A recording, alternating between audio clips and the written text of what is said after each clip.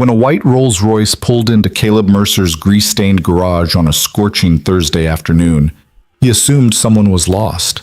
Rich people didn't come to his side of San Diego, not unless their GPS had a cruel sense of humor.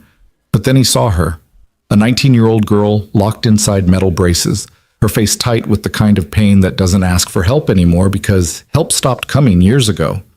Her mother, a woman who wore wealth like armor, was desperate.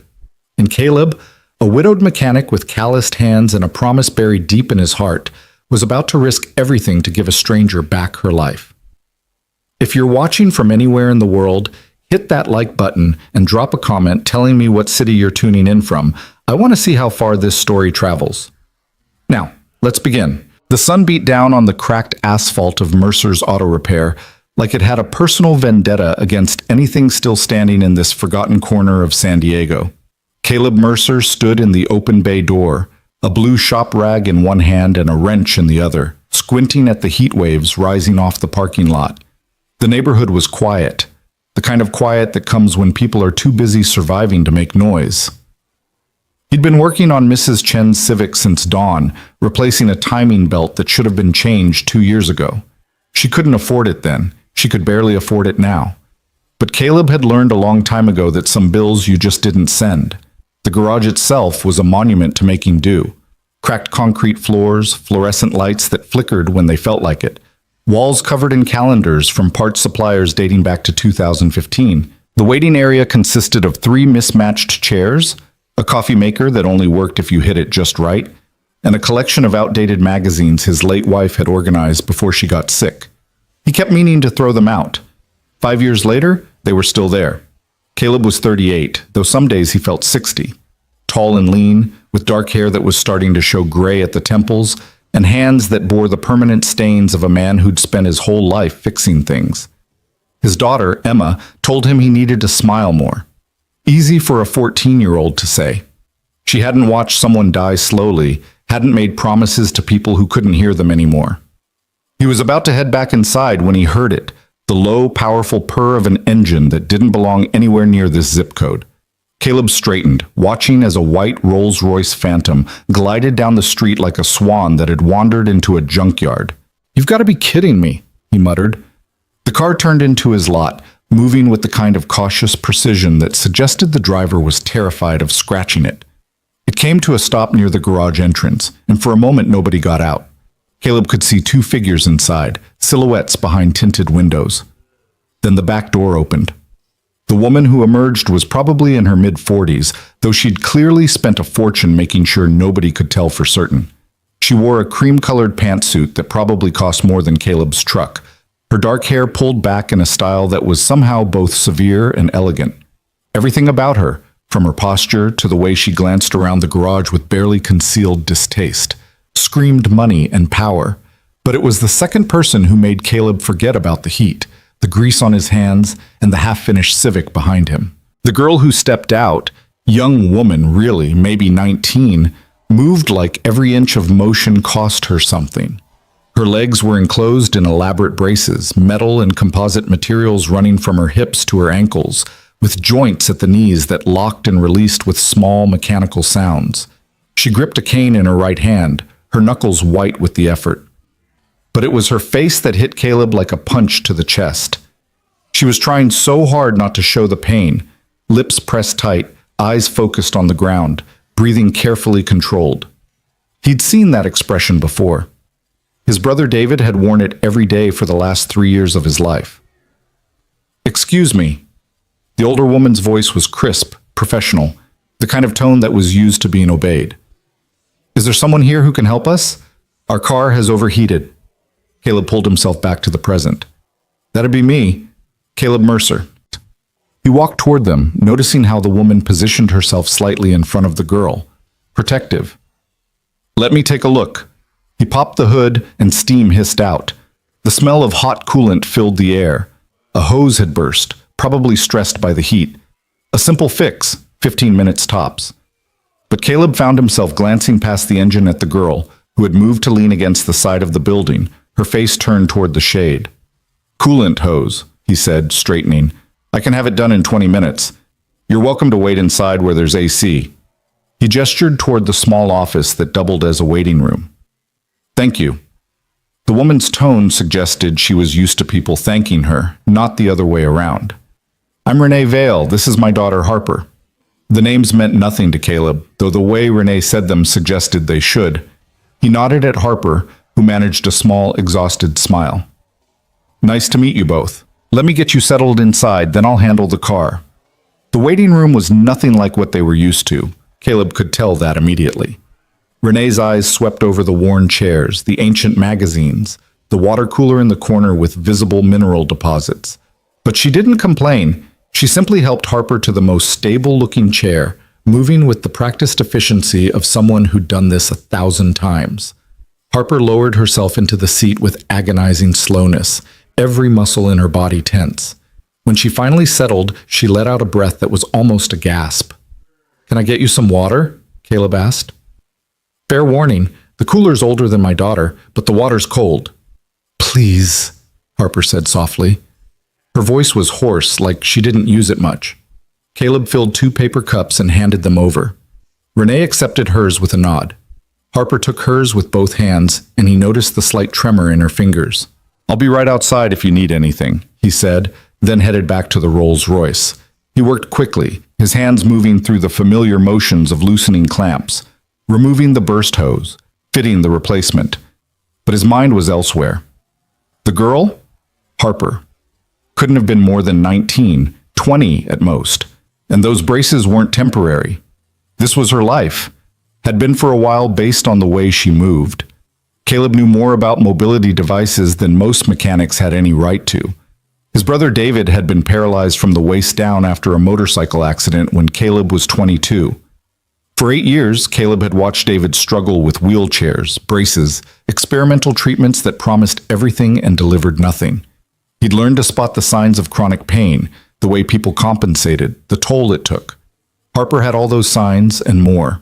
He was tightening the final clamp when he heard it, a sharp intake of breath, almost a whimper, quickly stifled. Caleb looked up. Through the office window, he could see Harper shifting in her chair, her face contorted. Renee was beside her immediately, one hand on her daughter's shoulder. Caleb set down his wrench and walked inside. Everything all right? Renee looked up, and for just a second her professional mask slipped. He saw exhaustion there, and fear, and something that might have been hope dying slowly. She's fine. Just needs a moment. Mom, I'm okay, Harper whispered, but her voice was strained. Caleb knew he should mind his own business. These were customers, strangers, people from a world so far removed from his that they might as well be from another planet. But he'd made a promise once, standing in a hospital room that smelled like antiseptic and defeat. He'd promised David that if he ever saw someone suffering the way David had suffered, he wouldn't look away. Mind if I ask what kind of braces those are? He kept his tone casual, the same voice he used when talking to customers about their cars. Renee's eyes narrowed slightly. They're custom orthotic devices, made by one of the best medical equipment manufacturers in the country. I'm sure they are, Caleb said, but they're hurting her.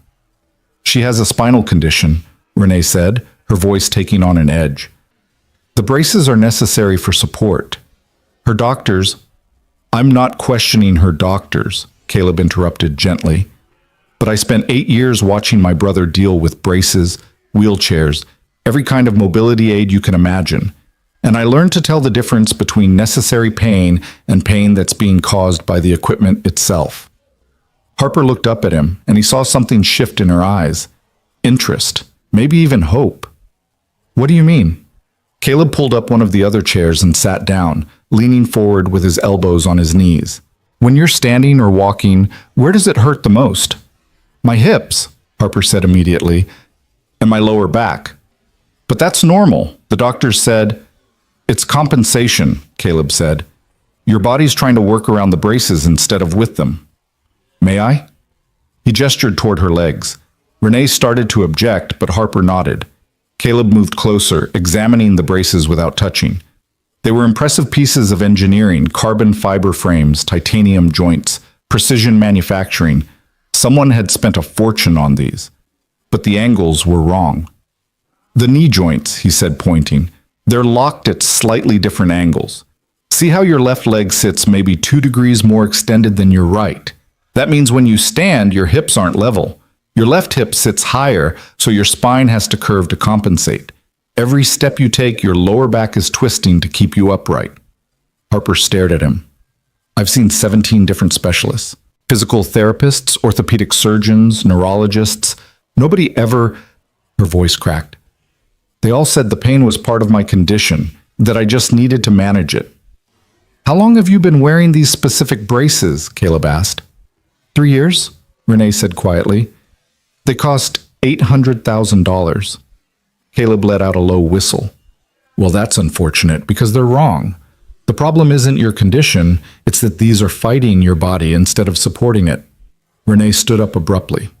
Mr. Mercer, I appreciate your concern, but my daughter has received care from some of the most renowned physicians in the world, people with decades of experience and multiple degrees, and I'm a mechanic with dirty hands and a high school diploma, Caleb said, standing to meet her eyes. I get it, but credentials don't mean much if the fundamentals are wrong. And the fundamental problem here is balance. Everything in motion, whether it's a car or a human body, needs to be balanced around its center of gravity. These braces are forcing Harper's center of gravity to shift with every step. That's why she's in pain. This is absurd, Renee said, but there was less conviction in her voice now. Let him look, Mom. Harper's voice was quiet but firm. Please, what's the worst that could happen? I'm already in pain every single day. At least he's offering an explanation that makes sense. Renee closed her eyes for a long moment. When she opened them, Caleb saw something he hadn't expected. Desperation. This woman, who probably commanded boardrooms and made million-dollar decisions before breakfast, was desperate. You have no credentials, she said slowly. No medical license, no engineering degree. If you're wrong, if you hurt her, then you'll sue me for everything I own, which wouldn't take long, Caleb said. I understand the risk you're taking, but I've got to ask, what risk is Harper taking if nothing changes? Harper let out a sound that might have been a laugh or a sob. I'll be exactly where I am now, stuck, hurting, watching my life happen through a window.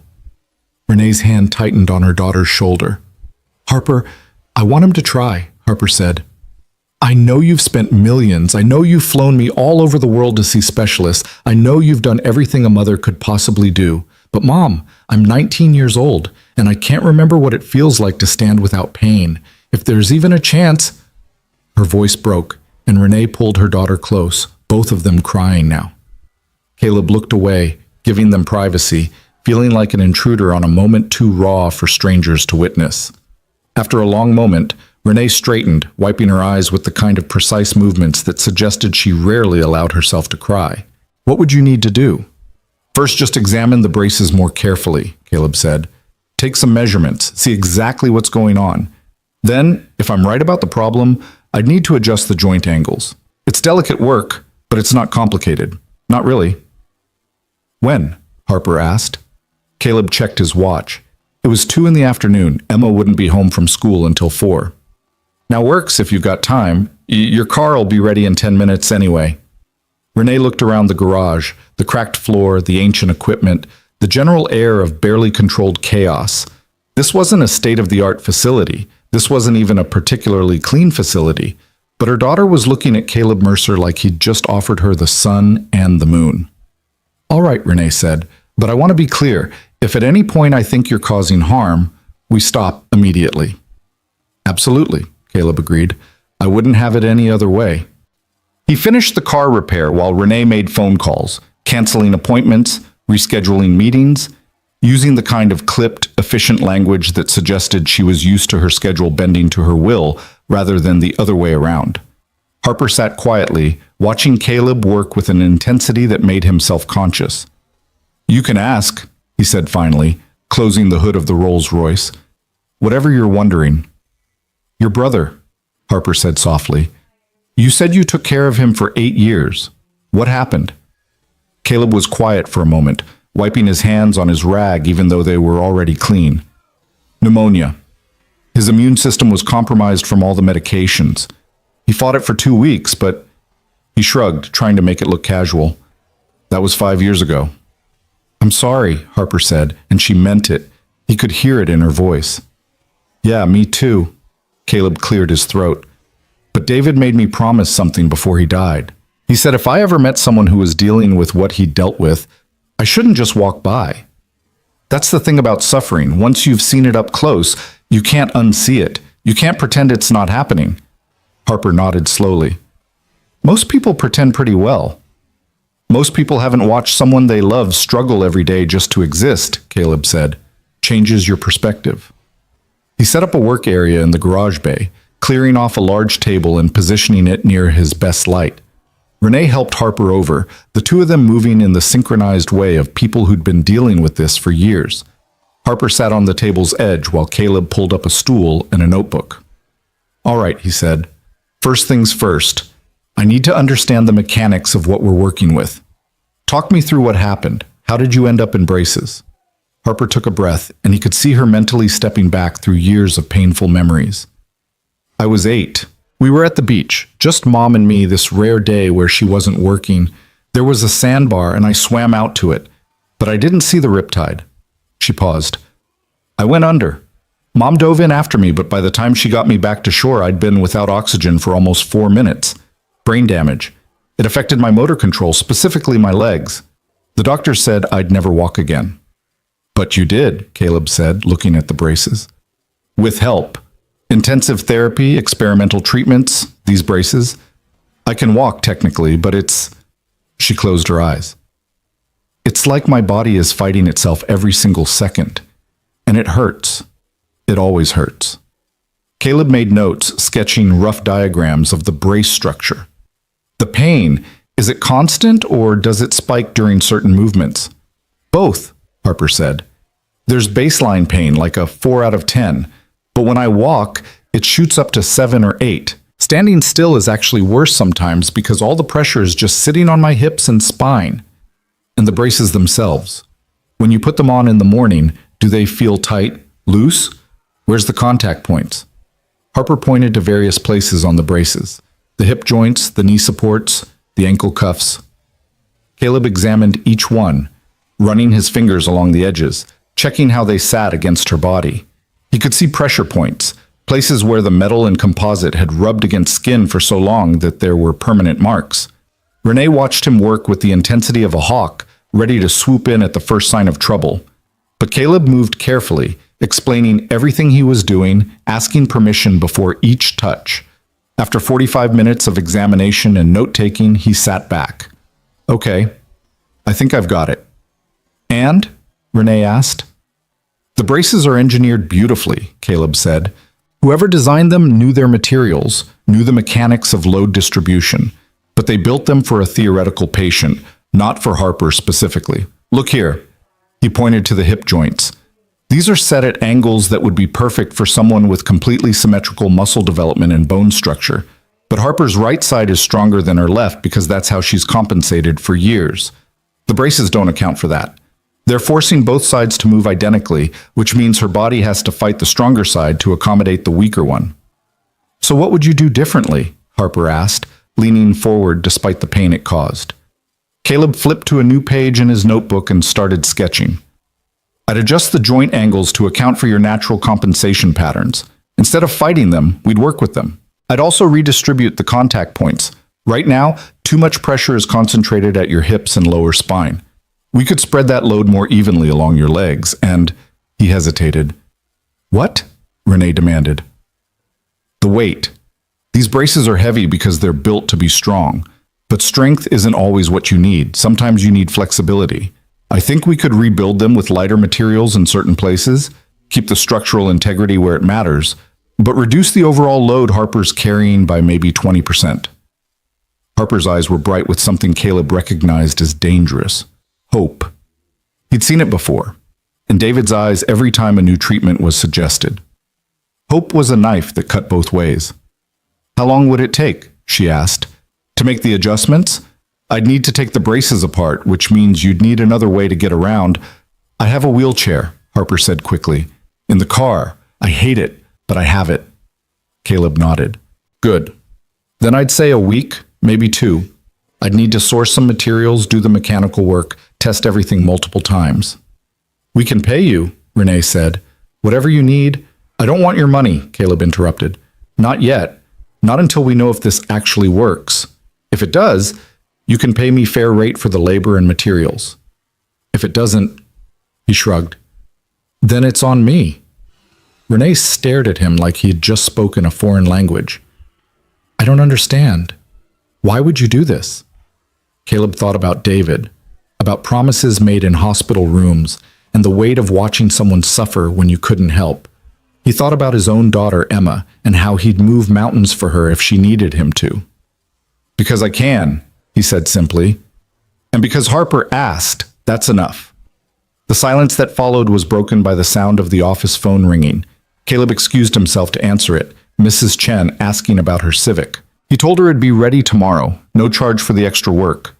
When he came back, Harper and Renee were talking in low voices, their heads close together. They looked up as he approached.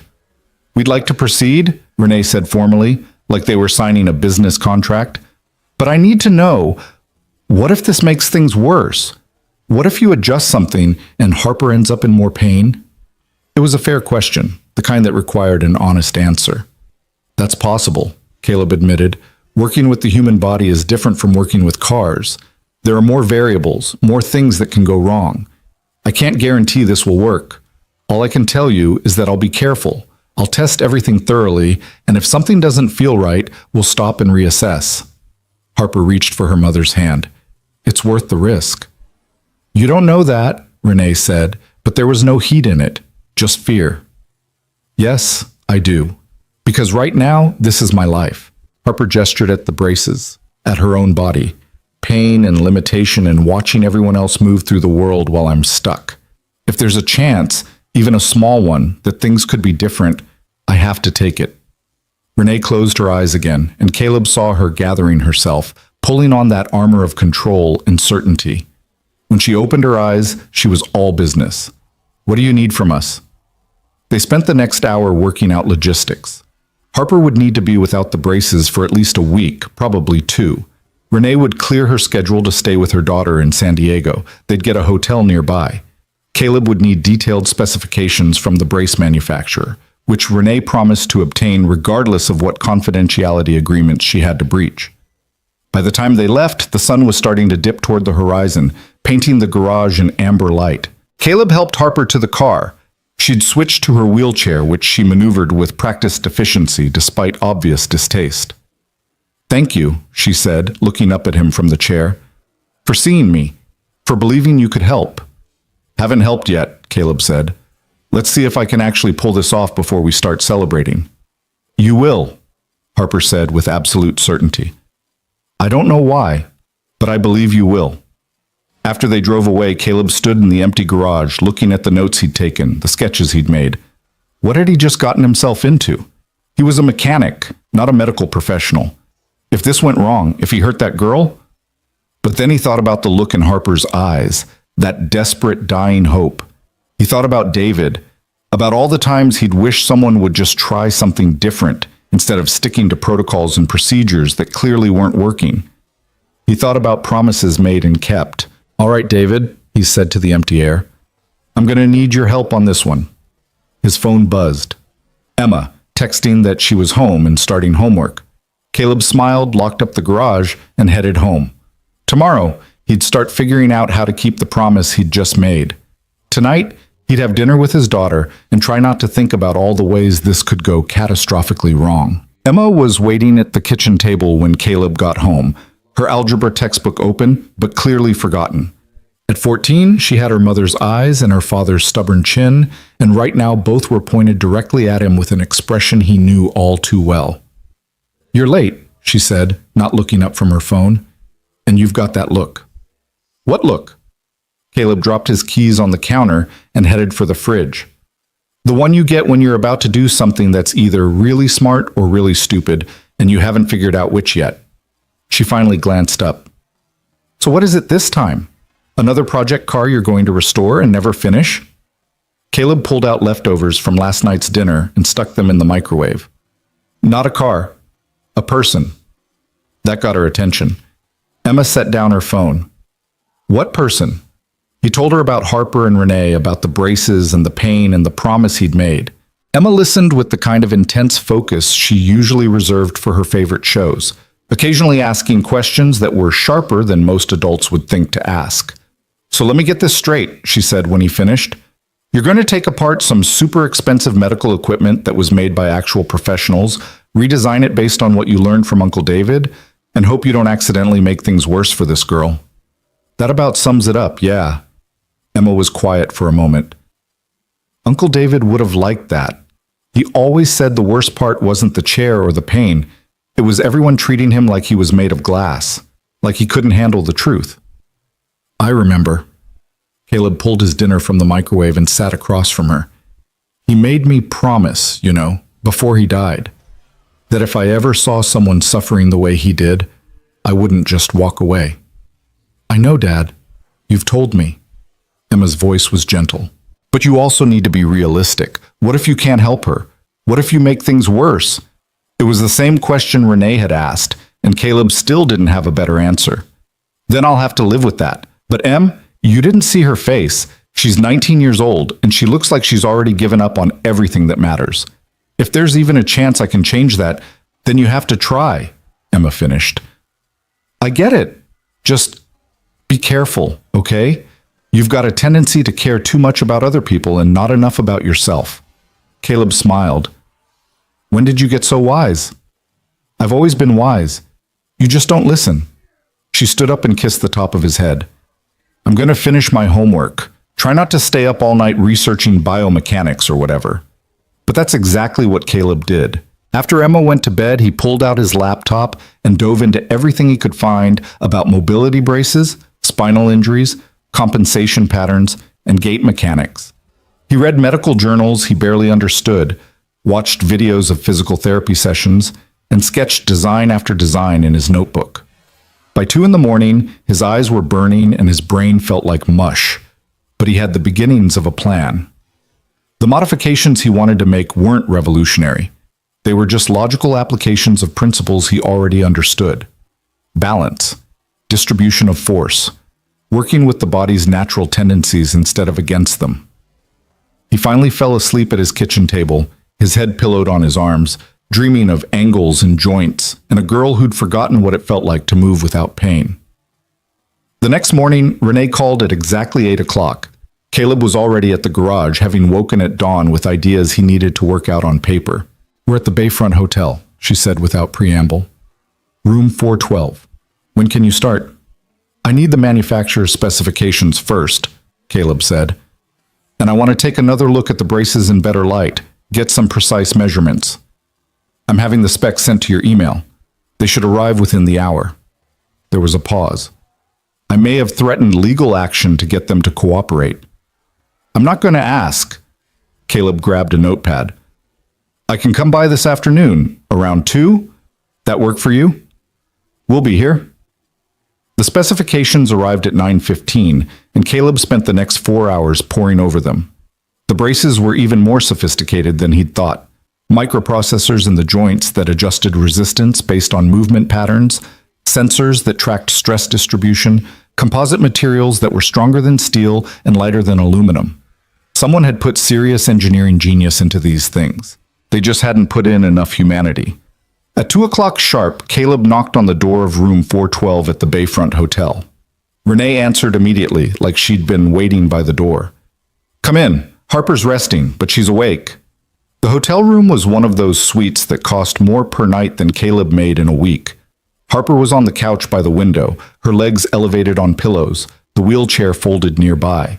She looked tired, but she smiled when she saw him. "Hey," she said. "Ready to take me apart?" "Just the braces," Caleb said, setting down his tool bag. "You get to stay in one piece." He spent the next hour doing a detailed examination, measuring every joint angle, every contact point, every stress distribution pattern. He had Harper move through different positions, sitting, standing with support, taking a few careful steps, while he observed how the braces interacted with her body. Renee watched it all with hawk eyes, occasionally asking questions that revealed she'd spent the night doing her own research. She might not understand the mechanics the way Caleb did, but she was smart enough to know when something didn't make sense. "The left hip joint," she said at one point. Why is it set 2 degrees higher than the right? Because whoever designed these assumed Harper's hips were level, Caleb explained. But they're not. Her right hip sits slightly higher because of how her spine compensates for the muscle weakness on her left side. The braces are trying to force her into a position her body physically can't maintain. Harper winced as she shifted position.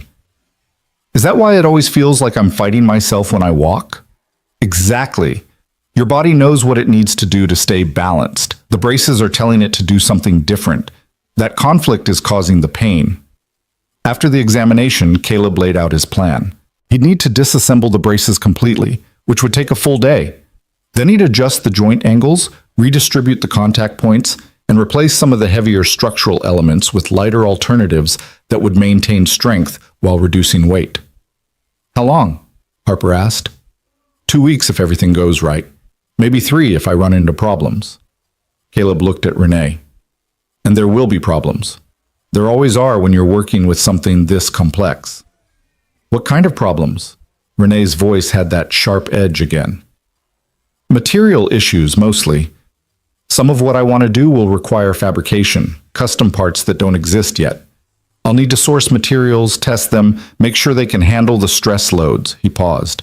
And there's always the chance I'll get everything put back together and realize I was wrong about the problem. Harper reached for her mother's hand. It's okay, Mom. I trust him. You trust too easily, Renee said, but there was no heat in it. She looked at Caleb. What do you need from us? Just patience.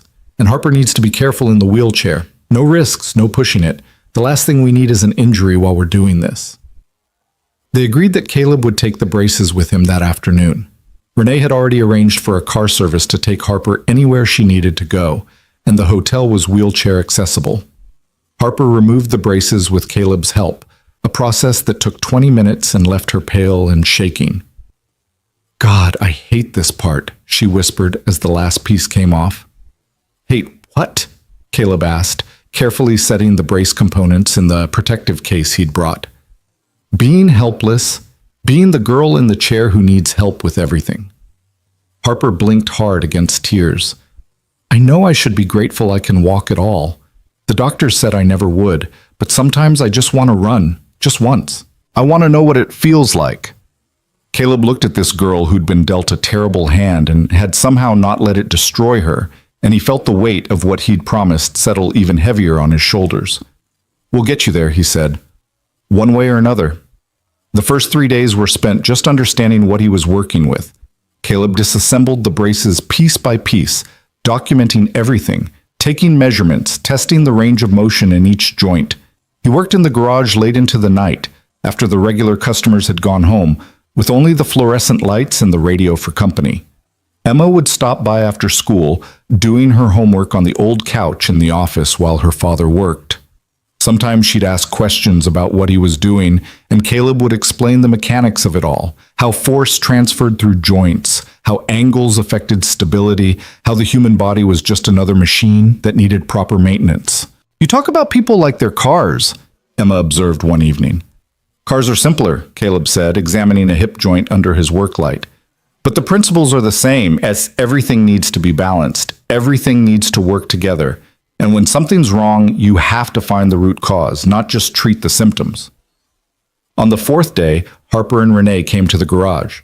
Harper maneuvered her wheelchair through the door with the kind of aggressive competence that suggested she was still angry about needing it. I wanted to see where the magic was happening, she said, looking around the space with genuine interest. Not much magic, Caleb said. Mostly just trial and error and a lot of swearing. He showed her the braces, now completely disassembled and laid out on his largest work table. Harper stared at all the pieces, the joints, the frames, the sensors, the composite panels, like she was seeing them for the first time. I've worn these for 3 years, she said quietly. I never really thought about how they worked. They were just part of me. That's the problem, Caleb said. They shouldn't feel like a part of you. They should feel like a tool you're using, something that makes your life easier, not harder. He walked her through his planned modifications, using the actual components to illustrate what he wanted to change. Renee asked sharp questions about structural integrity and safety margins. Harper just listened, her eyes tracking every movement, every explanation. Can I try something? She asked suddenly. Depends what it is, Caleb said. Harper wheeled over to the table and picked up one of the knee joints, turning it over in her hands. When I walk, this is the part that locks up sometimes. It's supposed to release smoothly, but it catches. Why? Caleb took the joint from her and examined it. See this sensor here?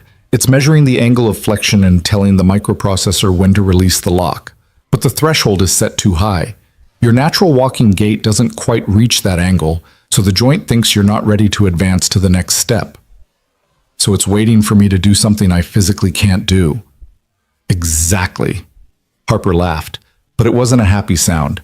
Story of my life. Everyone waiting for me to do things I can't do, then wondering why I'm not trying hard enough. Renee's hand tightened on her daughter's shoulder. Caleb saw years of frustration and grief in that simple gesture. Well, we're going to change the thresholds, he said. Make the joints respond to what you can actually do, not what some algorithm thinks you should do.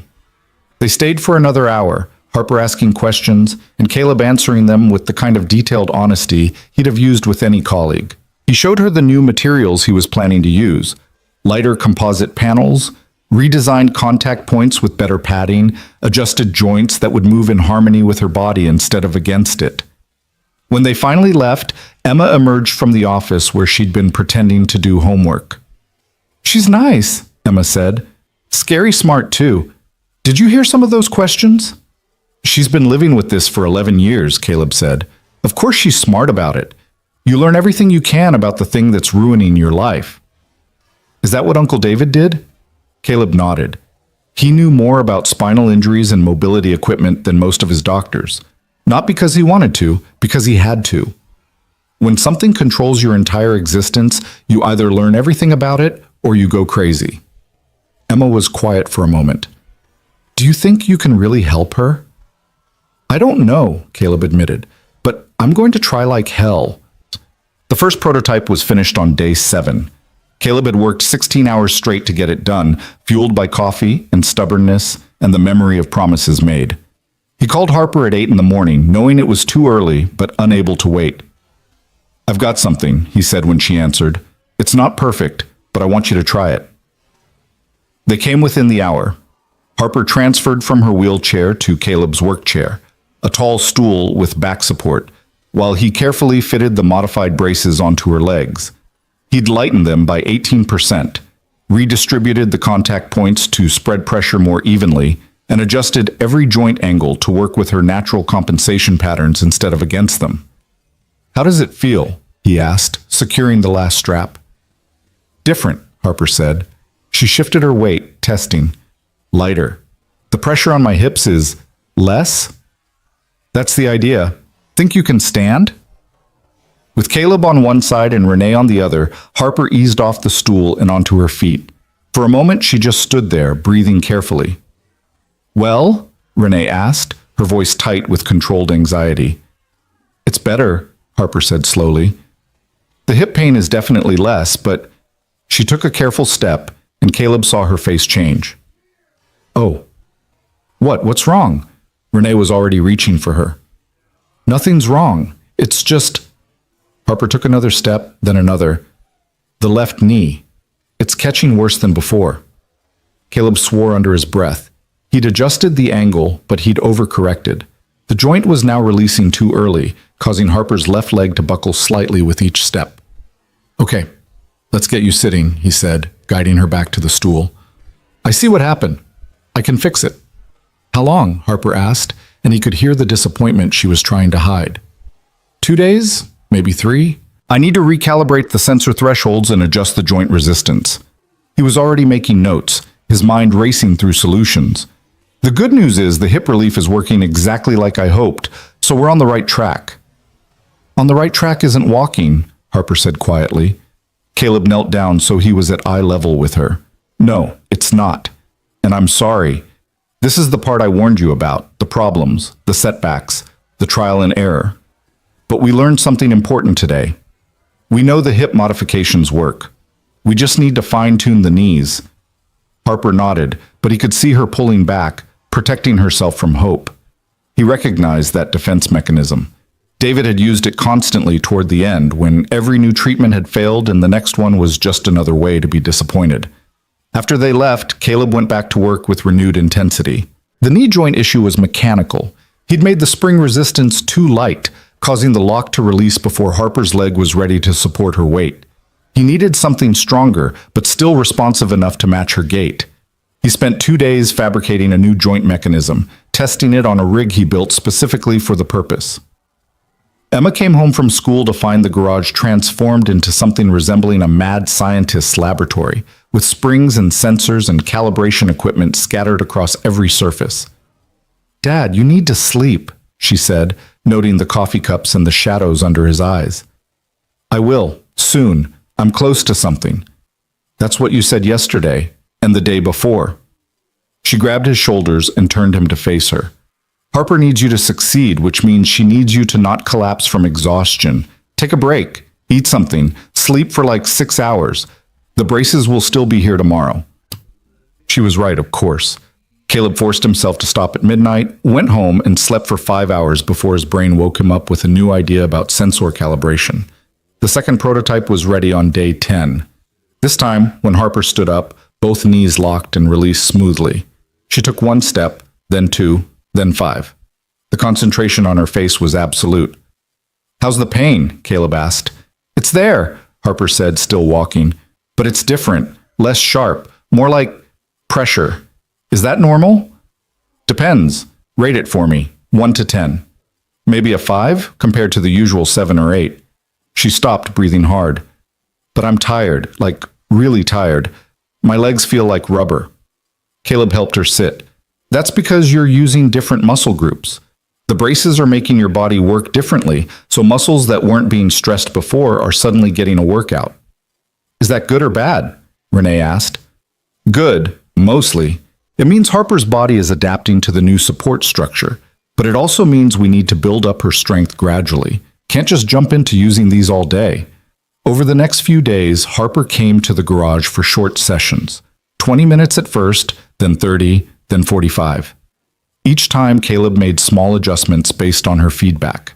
A slightly different angle here, a softer contact point there, a recalibrated sensor threshold. And each time, Harper walked a little longer, stood a little straighter, complained about the pain a little less. But there were setbacks. On day 13, one of the ankle joints cracked under stress, and Caleb had to completely rebuild it with stronger materials. On day 15, Harper developed a pressure sore on her right hip from a contact point that was positioned 2 millimeters too far forward. Each problem sent Caleb back to the drawing board, testing and adjusting and testing again. Emma watched her father work with a mixture of pride and concern. "You're going to fix this," she told him one night. "I know you are." "How do you know?" Caleb asked, not looking up from the joint he was recalibrating. "Because you promised, and you don't break promises. Not to Uncle David and not to Harper." On day 16, everything came together.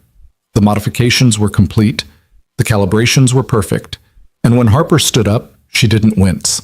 She took 1 step, then another, then started walking around the garage with increasing confidence. "How do you feel?" Caleb asked, watching her carefully for signs of pain or instability. "Good," Harper said, and then she stopped, her eyes widening. "Actually good. Not just better than before, but actually genuinely good. My hips don't hurt, my back doesn't hurt. I'm tired, but I'm not in pain." She looked at her mother, who had both hands pressed to her mouth, tears streaming down her face. "Mom, I'm not in pain," Harper whispered. Renee pulled her daughter into a fierce hug, and they both cried while Caleb politely turned away, pretending to check his notes. These moments weren't for him. He was just the mechanic who'd turned some wrenches and adjusted some angles. But when Harper pulled away from her mother and hugged him too, he let himself feel it, the weight of a promise kept, the relief of success against odds, the simple human satisfaction of fixing something that was broken. "Thank you," Harper whispered against his shoulder. "Thank you, thank you, thank you." "You're welcome," Caleb said, his voice rough. "But we're not done yet. This is just the beginning." Because what came next wasn't celebration. It was proof. Harper could walk around the garage without pain, but the garage was controlled territory. Flat floors, no obstacles, Caleb standing by ready to catch her if something went wrong. The real world was different. The real world had curbs and stairs and uneven pavement, and people who didn't slow down or make room. "I want to try outside," Harper said the next morning, arriving at the garage with a determination Caleb hadn't seen before. Actual sidewalks, actual streets. Renee looked less certain. "Maybe we should wait. Make sure everything's stable first." "It's been stable for 3 days, Mom. I've walked around this garage probably 100 times. I need to know if this works in real life or if it only works here." Harper's jaw was set in a way that reminded Caleb of his own daughter when Emma had made up her mind about something. "She's right," Caleb said. "We need to test this in real conditions. But we start small, just around the block. I'll walk with her, and you can follow in the car in case we need a quick exit." They set out 20 minutes later, Harper moving slowly but steadily down the cracked sidewalk outside Mercer's Auto Repair. Caleb stayed close, but not too close, giving her space to find her own rhythm. Renee drove behind them at walking pace, hazard lights on, looking like she was escorting a presidential motorcade. The first obstacle was a section of sidewalk that had buckled from tree roots, creating an uneven surface that tilted at awkward angles. Harper approached it carefully, testing each step. "The left knee is compensating differently," she said, not stopping. "I can feel it adjusting to the slope." "Is it painful?" "No, just different, like my leg is actually working with me instead of against me." They made it around the block, 4 streets, maybe half a mile total, and Harper was exhausted but smiling. Not the polite smile she'd worn in the beginning, but something real and bright and full of wonder. "I did it," she said, half laughing, half crying. "I walked around the block without wanting to die." "You did more than that," Caleb said. "You adapted. Your body figured out how to work with the braces on uneven terrain. That's huge." Over the next week, they increased the difficulty. Longer walks, steeper inclines, a shopping mall with tile floors and crowds of people. Each expedition revealed small issues that Caleb would adjust back at the garage. A sensor that was too sensitive to sudden movements, a contact point that rubbed during extended walking, a joint that needed different resistance for uphill versus downhill. But the pain never came back, not the sharp, constant agony that Harper had lived with for 3 years. She got tired, her muscles got sore from the unaccustomed exercise, but it was the normal exhaustion of physical activity, not the grinding torment of a body fighting itself. Emma started joining them on the walks, chatting with Harper about school and music and the particular frustrations of being a teenage girl. Caleb would walk slightly ahead, giving them privacy, but he'd catch fragments of conversation that made him smile. "So, your dad just decided to help you?" Emma was asking. "Just like that?" "Just like that," Harper said. "I think I reminded him of your uncle." "You did. He gets this look sometimes when he talks about Uncle David, like he's still trying to save him." Emma was quiet for a moment. "But you're not Uncle David. You're getting better. Thanks to your dad." "Thanks to both of you," Emma corrected. "He couldn't have done this if you weren't willing to trust him. That takes guts." On the 15th day after the modifications were complete, Harper walked into the garage without her cane. She'd been using it less and less, but this was the first time she'd arrived without it at all. "Look at you," Caleb said, grinning, "getting cocky." "Getting confident," Harper corrected. "There's a difference." She demonstrated by walking the length of the garage and back, her gait smooth and balanced. "I want to try something." "What kind of something?" Harper took a breath. "I want to try running." The silence that followed was heavy. Renee, who'd been checking her phone, looked up sharply. "Absolutely not." "Mom," "Harper, you haven't run since you were 8 years old. You don't know if your body can handle it, if the braces can handle it." "Which is exactly why I want to try it here, with Caleb supervising, instead of by myself where something could actually go wrong." Harper's voice was steady, reasonable. "I've been walking for 2 weeks without pain. My muscles are getting stronger. The braces are stable. I want to know what I'm capable of." Caleb understood the impulse. After years of limitation, the possibility of freedom was intoxicating, but he also understood the risk. Running put exponentially more stress on joints and supports than walking. If something failed at speed, Harper could be seriously hurt. "Let's compromise," he said. "Not running, not yet. But we could try jogging, very light, very slow, just to see how the braces respond to increased impact." Renee looked like she wanted to argue, but Harper was already nodding. "Okay, yes, let's try that." They cleared a path through the garage, moving equipment and cars to create a straight runway about 30 yards long. Caleb set up a camera to record the test. If something went wrong, he wanted footage to analyze.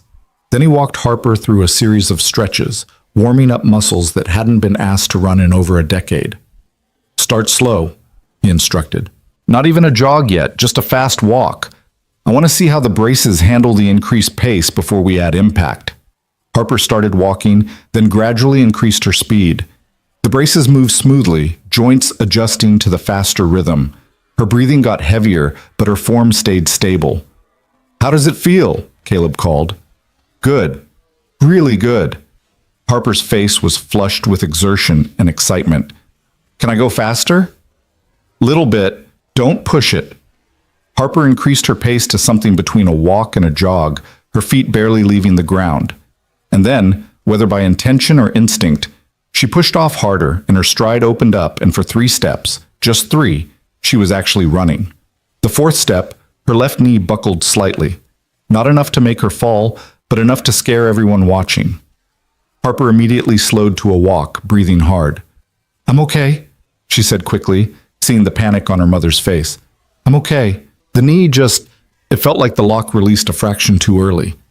Caleb was already reviewing the camera footage on his phone, watching the moment in slow motion. Harper was right. The sensor had released the lock about 50 milliseconds too soon, causing a momentary instability. At walking speed, it wouldn't have mattered. At running speed, it had nearly caused a fall. "No more running," Renee said flatly. "This was a mistake." "It wasn't a mistake," Caleb said, still studying the footage. "It was information. Now we know the sensors need recalibration for higher impact activities. I can fix this." "You can't fix everything!" Renee's voice cracked, years of fear and frustration breaking through her controlled exterior. "You're a mechanic, not a miracle worker. My daughter could have been seriously hurt just now." "But she wasn't," Harper said quietly. "And now we know what needs to be adjusted." "Isn't that how this works? Test, learn, improve?" "That's how it works when you're building a car," Renee shot back. "Not when you're experimenting on my daughter's body." The words hung in the air like smoke. Caleb felt them land, felt the accusation behind them. She wasn't wrong. He was experimenting, using trial and error on a human being who trusted him. The fact that it had worked so far didn't mean it would keep working. The fact that Harper wasn't in pain anymore didn't mean she was safe. "Maybe we should stop here," he said quietly. "The braces work for walking. That's more than you had 2 weeks ago. Pushing for more. Pushing for running. Maybe that's too much risk for too little gain." Harper's head snapped up. "No, don't you dare give up on me now." "I'm not giving up. I'm being realistic about..." "Realistic?" Harper's voice rose, anger replacing the usual careful control. "You want to talk about realistic? Realistically, I should be in a wheelchair for the rest of my life. Realistically, I should never have walked again after what happened to me. Realistically, every doctor my mother's millions could buy told me to accept my limitations and be grateful for what I had." She was crying now, furious tears that she didn't bother to wipe away. "You're the first person who looked at me and saw possibility instead of limitation. You're the first person who thought maybe, just maybe, I deserved more than just good enough. And now you want to stop because one sensor needs recalibration?" "Harper," Renee started, but her daughter wasn't finished. "I've spent 11 years being careful, being realistic, being grateful for scraps. And I'm done. I'm so completely done with settling for less than what I'm capable of." Harper turned to Caleb. "You told me the braces should be a tool, not a prison. Well, right now they're a tool that lets me walk. I want them to be a tool that lets me run. I want them to be a tool that lets me live without constantly wondering what I'm missing." The garage was silent except for the hum of the fluorescent lights and Harper's ragged breathing. Caleb looked at this girl who'd been through more in her 19 years than most people experienced in a lifetime, who'd been knocked down by fate and expensive medical equipment and her own body, and who was still fighting for more. He thought about David, who'd fought until the very end, not for a cure, but simply for dignity, for the chance to live on his own terms instead of the terms his injury dictated. He thought about Emma, who'd learned from watching her uncle die that sometimes the bravest thing you could do was refuse to accept the limits other people set for you. All right, Caleb said, we keep going, but we're smart about it. I recalibrate the sensors, we test everything thoroughly, and we don't try running again until I'm absolutely certain the braces can handle it. Harper nodded, wiping her eyes. Thank you. Renee looked like she wanted to argue, but she just closed her eyes and took a long breath. I can't lose you, she said finally. You're all I have. If something happens because we push too hard, nothing's going to happen, Mom. Caleb won't let it. Harper's certainty was absolute, the kind of faith that was both humbling and terrifying. The sensor recalibration took 3 days. Caleb didn't just adjust the existing thresholds. He completely rewrote the response protocols, creating different modes for different activities. Walking mode, where the sensors prioritize smooth transitions and energy efficiency. Athletic mode, where they prioritize stability and impact absorption. Emergency mode, where they locked immediately if they detected a fall pattern. He tested each mode exhaustively on his rig, running thousands of simulated cycles, stress testing the joints under conditions that mimicked running, jumping, even falling. Emma would come home from school to find the garage filled with the rhythmic clicking of joints, engaging and releasing, her father hunched over his laptop, adjusting code and watching data streams. You know you're kind of obsessed, right? She said one evening. I prefer dedicated, Caleb replied, not looking away from his screen. Dad, when was the last time you ate something that wasn't delivered in a cardboard box? He had to think about it. Tuesday?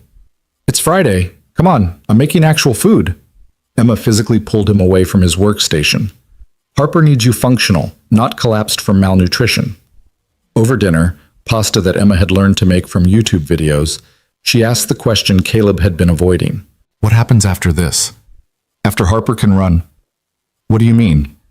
I mean, you've basically invented a better mobility brace. What happens when other people find out?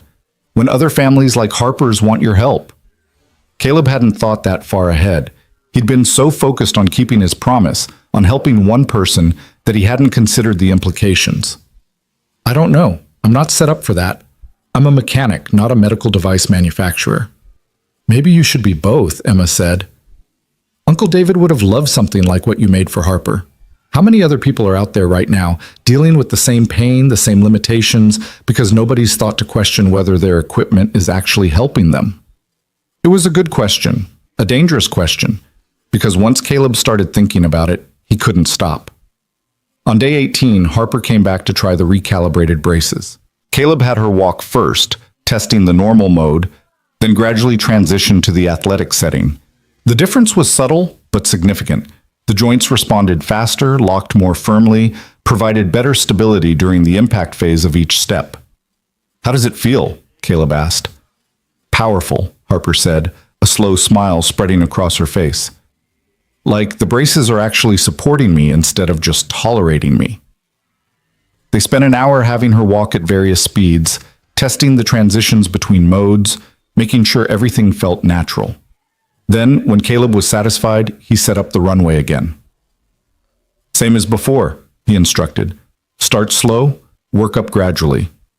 But this time, if you feel anything wrong, any instability, any pain, anything, you stop immediately. Promise me. I promise. Harper started walking, then transitioned to a fast walk, then a gentle jog. The braces moved perfectly, absorbing impact, maintaining stability. Her breathing was controlled, her form steady. And then she pushed off harder, and she was running, really running, her feet pounding against the concrete floor of the garage. 10 yards, 20, 30.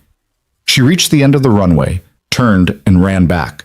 When she finally stopped, her face was radiant with joy and tears and disbelief. I did it, she gasped. I ran. I actually ran. Renee was crying openly now, all her careful control abandoned. She pulled Harper into a hug, both of them laughing and sobbing.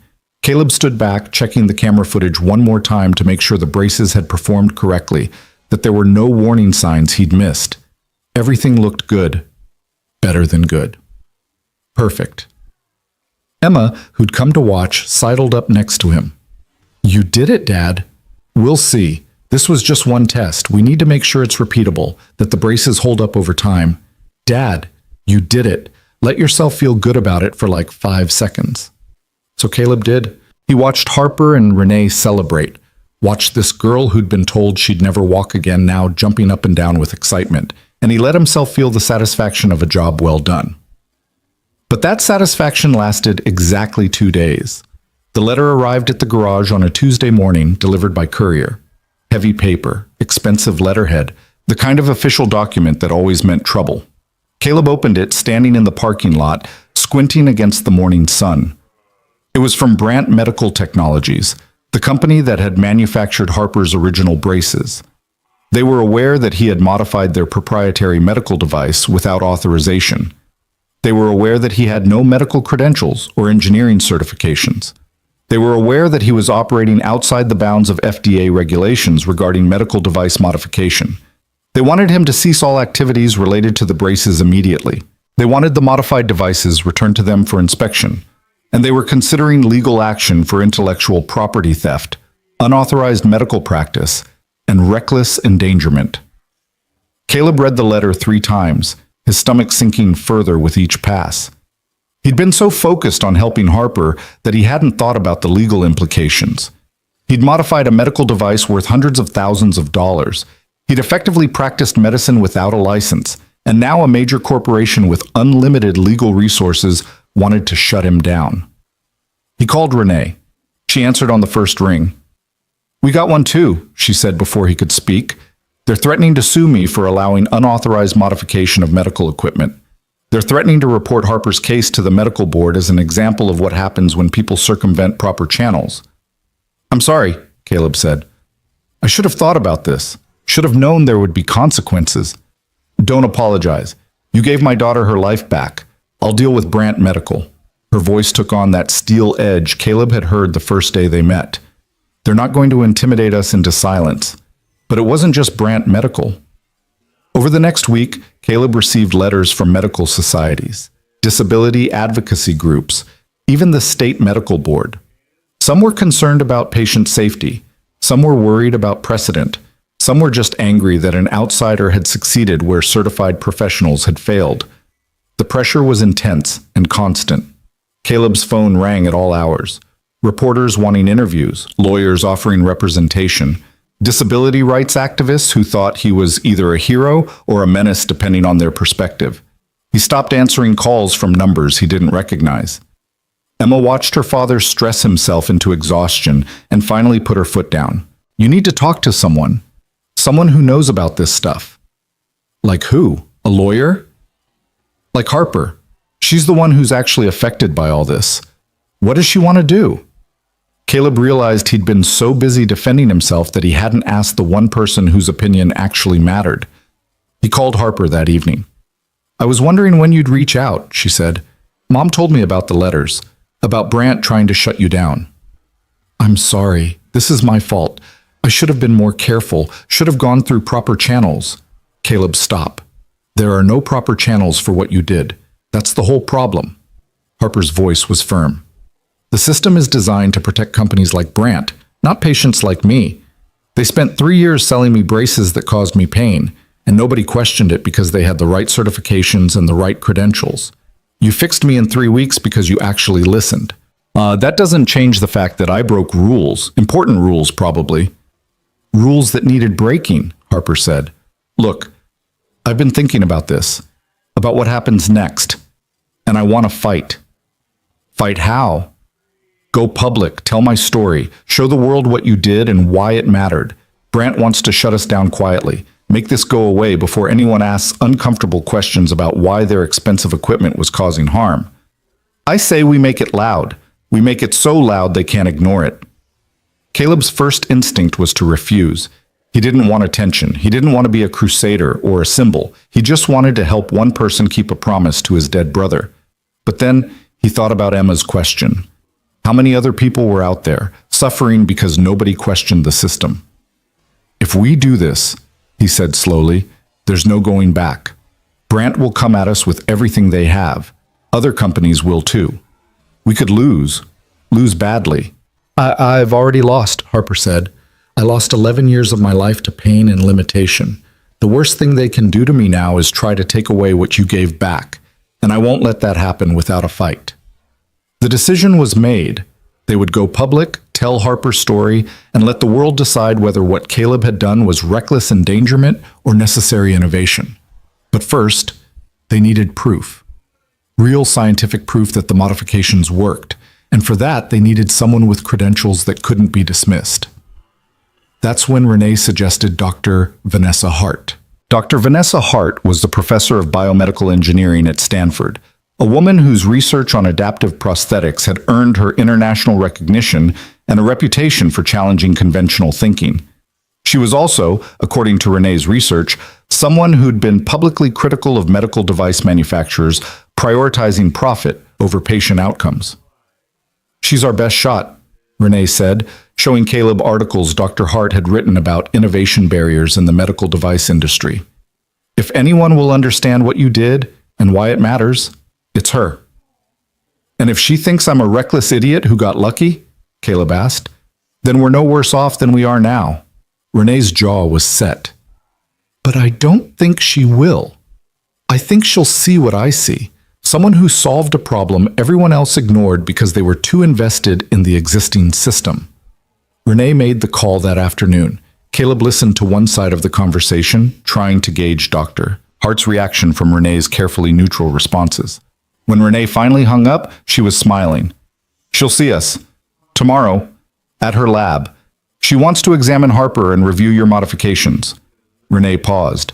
She also said she's been waiting for someone to challenge Brant for years.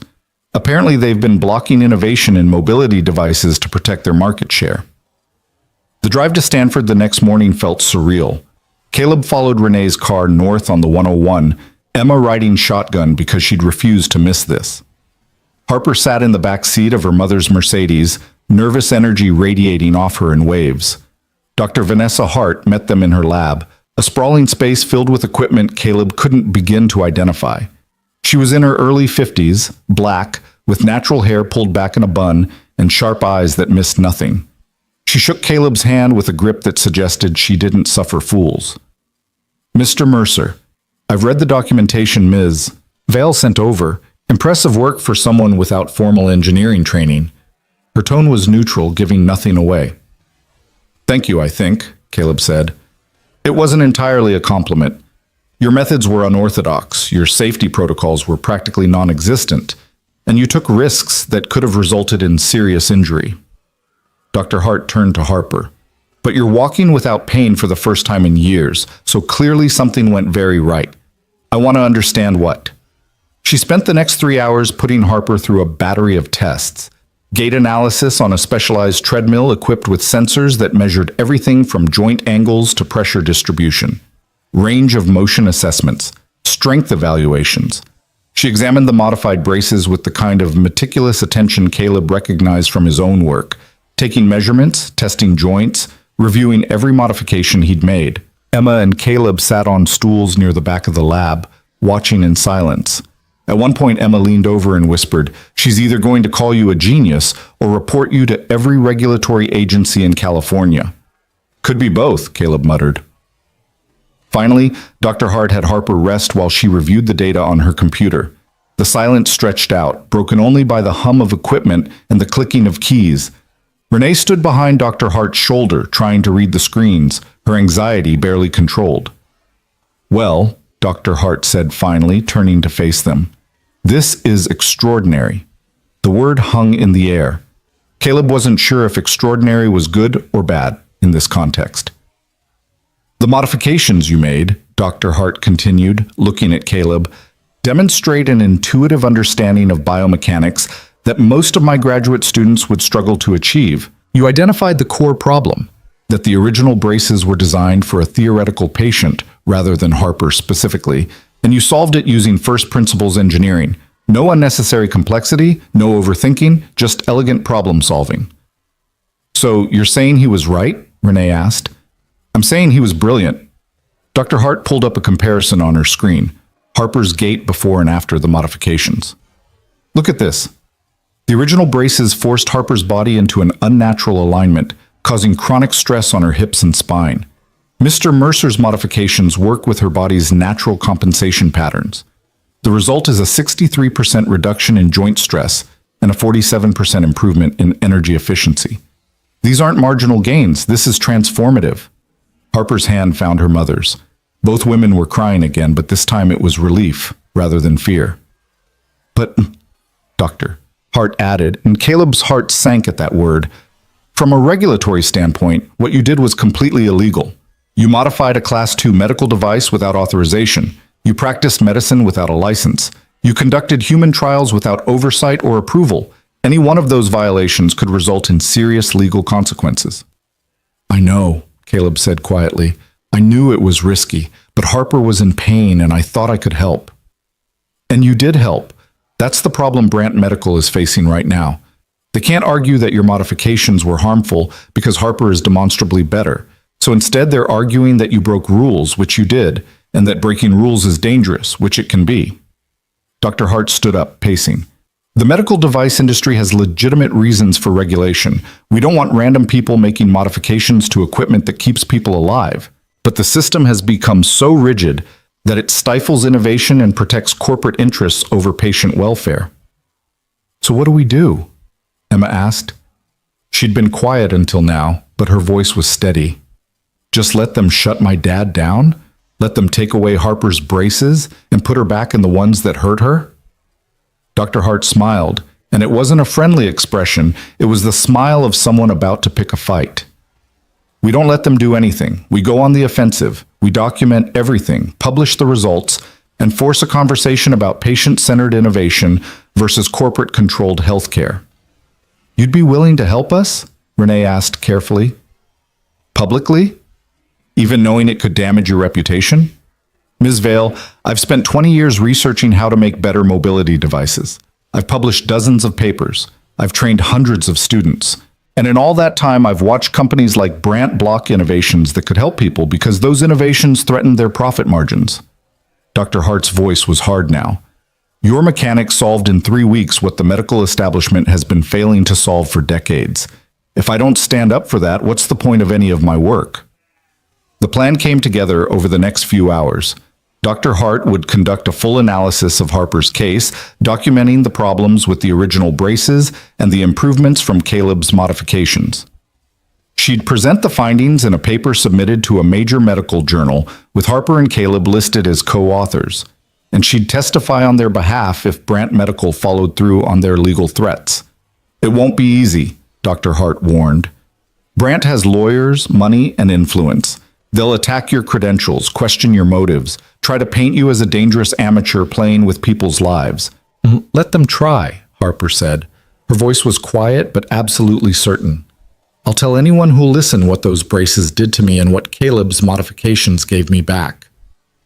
They left Stanford as the sun was setting, the bay stretching out golden and endless to their left.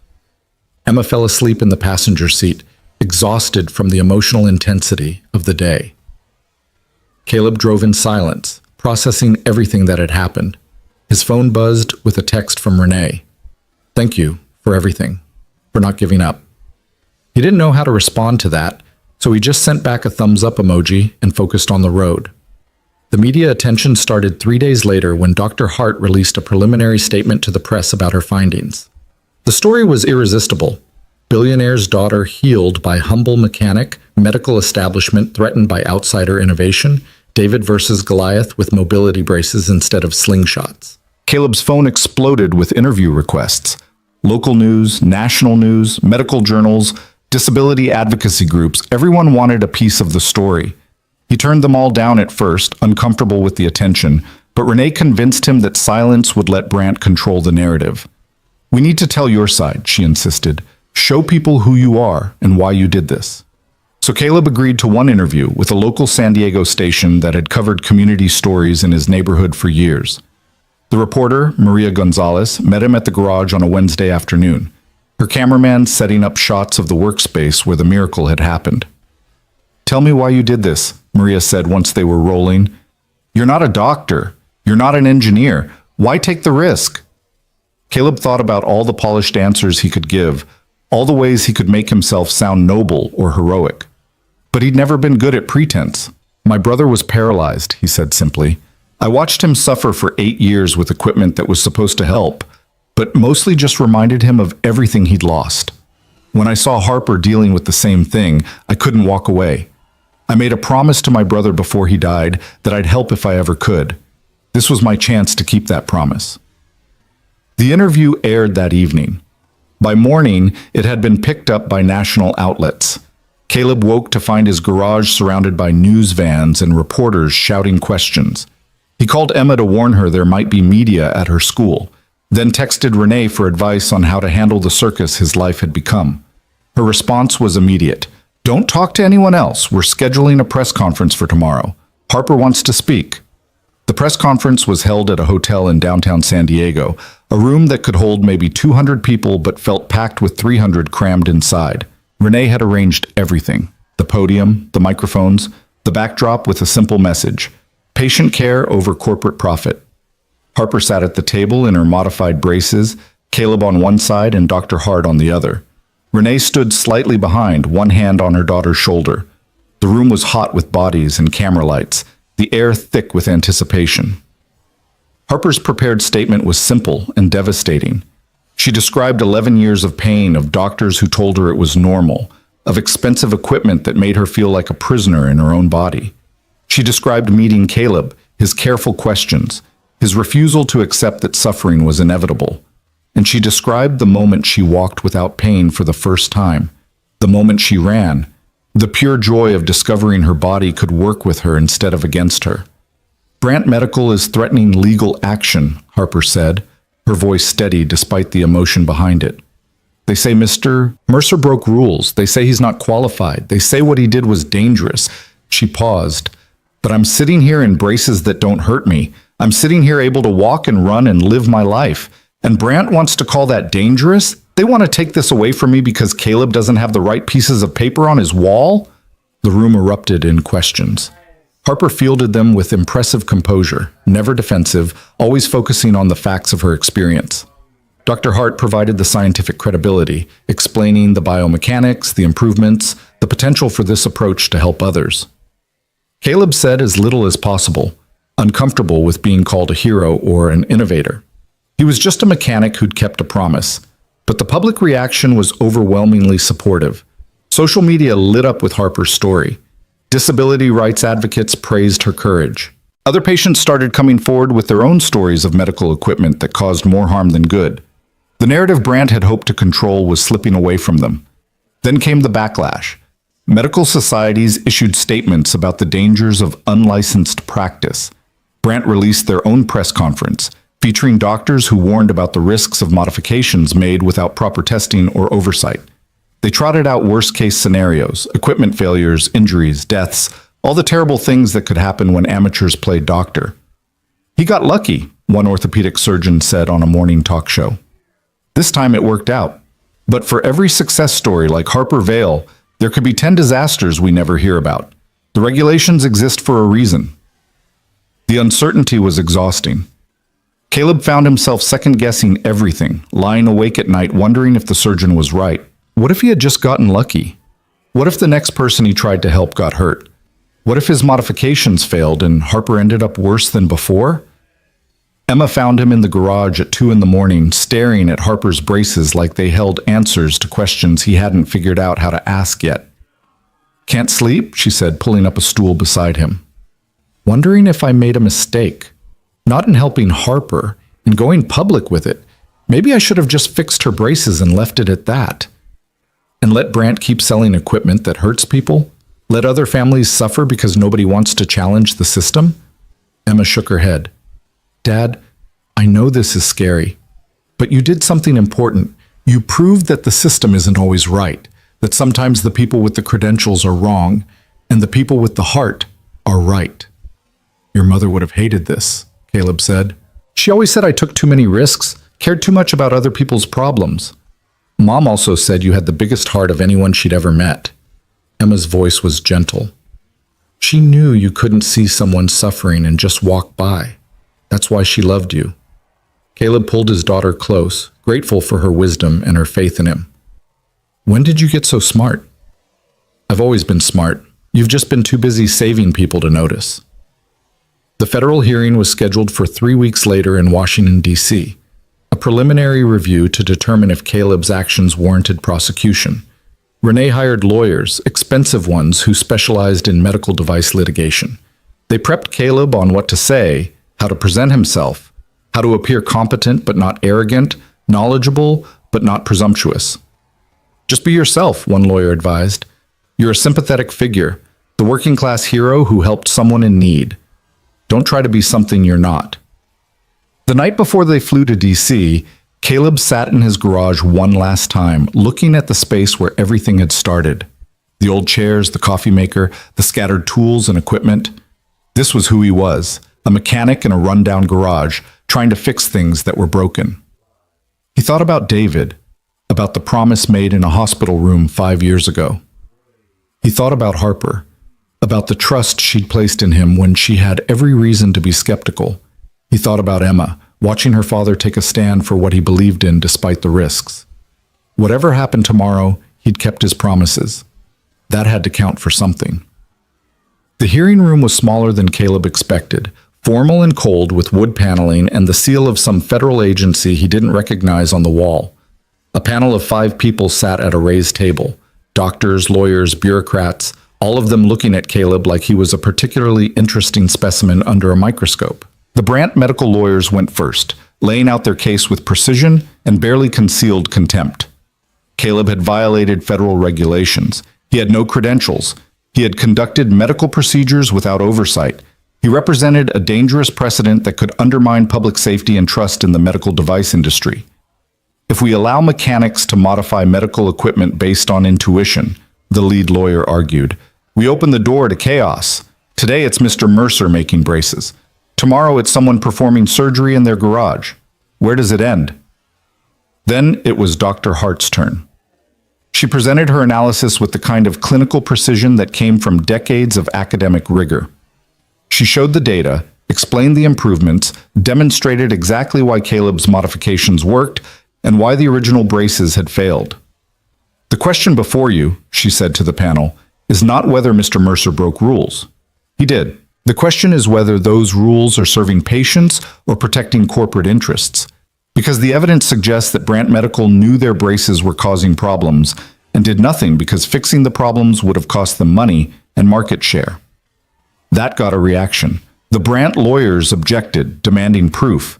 Dr. Hart calmly presented internal emails she'd obtained through her research connections, communications between Brandt engineers discussing the exact issues Caleb had identified and deciding that redesigning the braces wasn't cost-effective.